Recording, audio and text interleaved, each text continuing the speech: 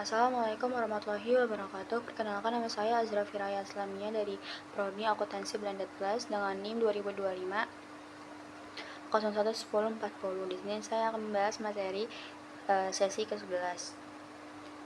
Yang pertama yaitu ada tahapan dalam siklus ekonomi. Siklus ekonomi adalah kondisi naik turunnya kegiatan ekonomi yang terjadi secara berulang. Siklus ini terdiri dari beberapa tahapan utama. Tahapan pertama adalah ekspansi. Pada fase ini, perekonomian tumbuh dengan baik, produksi meningkat, lapangan kerja bertambah, pendapatan masyarakat naik, konsumsi tinggi, dan dunia usaha naik dengan optimis. Namun pada fase ini, inflasi juga mulai naik karena permintaan yang tinggi. Setelah itu, ekonomi mencapai puncak. Di tahap ini, pertumbuhan berada di titik tertinggi. Kapasitas produksi hampir maksimal, harga dan upah yang tinggi, dan risiko ekonomi terlalu panas dan mulai muncul. Jika dibiarkan, kondisi ini bisa memicu masalah seperti inflasi yang tidak dikendalikan. Selanjutnya masuk ke tahapan kontraksi atau resesi. Pada fase ini, aktivitas ekonomi mulai menurun, produksi berkurang, konsumsi melemah, banyak perusahaan menekan biaya, bahkan melakukan pemutusan hubungan kerja atau PHK. Pengangguran meningkat dan pendapatan masyarakat yang menurun. Setelah resesi, ekonomi mencapai titik terendah yang disebut sebagai palung.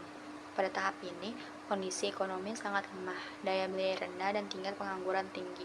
Namun fase ini juga menjadi awal menuju pemulihan.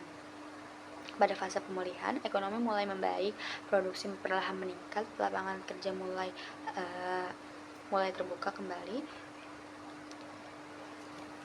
dan konsumsi masyarakat naik.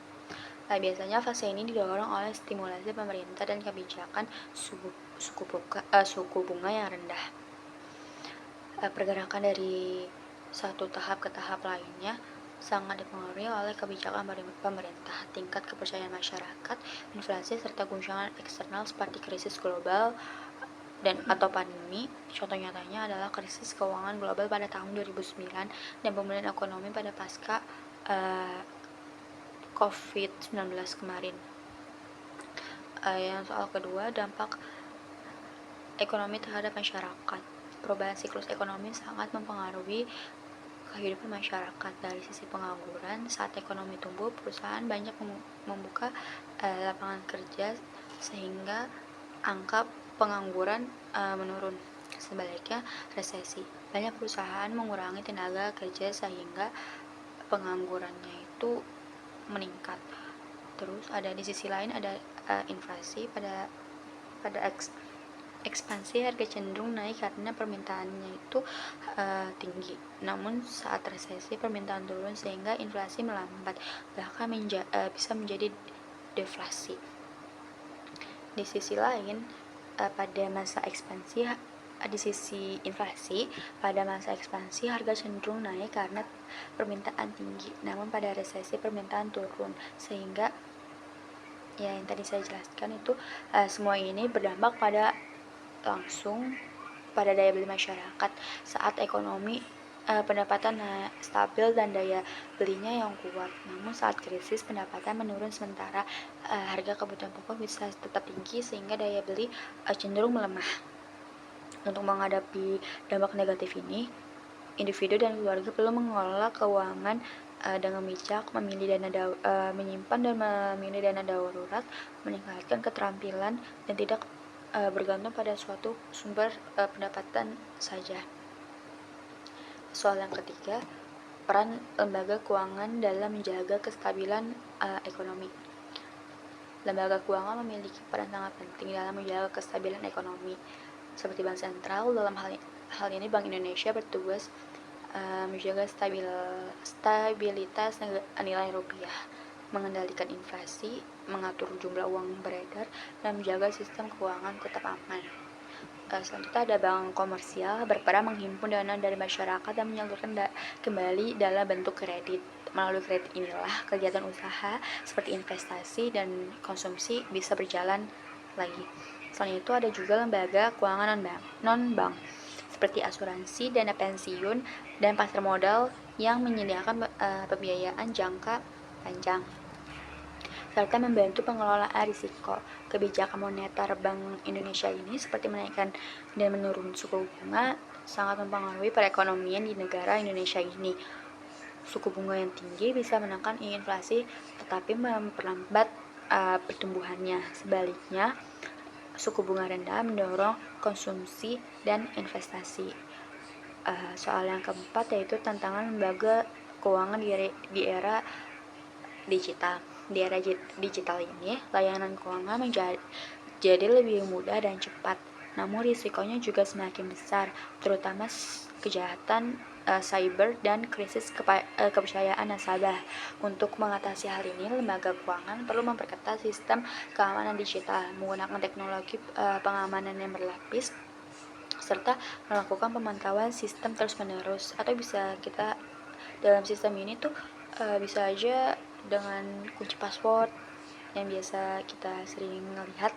Terus selain itu tata kelola manajemen risiko harus lebih diperkuat lagi, termasuk audit keamanan rutin dan keputusan terhadap regulasi. Edukasi kepada nasabah juga penting agar masyarakat lebih waspada terhadap penipuan digital. Transparansi dan layanan yang baik menjadi kunci utama untuk menjaga kepercayaan nasabah di era digital saat ini. Pertanyaan yang terakhir ada crime security sebagai alternatif uang tradisional.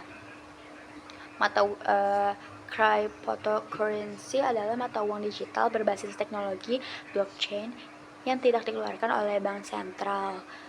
Kelebihannya antara lain transaksi lintas negara yang cepat, biaya relatif rendah, dan sistem yang transparan. Seperti sekarang di Jepang ini, mereka sudah mulai memakai QRIS. Namun cryptocurrency juga memiliki kelemahan seperti nilai yang sangat fluktuatif, risiko kejahatan cyber, serta belum adanya perlindungan penuh bagi penggunanya. Saat ini, cryptocurrency belum menjadi ancaman besar bagi sistem keuangan konvensional. Penggunaannya masih terbatas dan dalam pengawasan regulasi. Lebih tepat jika cryptocurrency dipandang sebagai pelengkap, bukan sebagai pengganti uang tradisional, dengan catatan pengawasan dan aturan yang lebih jelas. Jadi maknanya tuh kita tidak bisa menghilangkan uang tradisional ini ketika ada cybercurrency ini.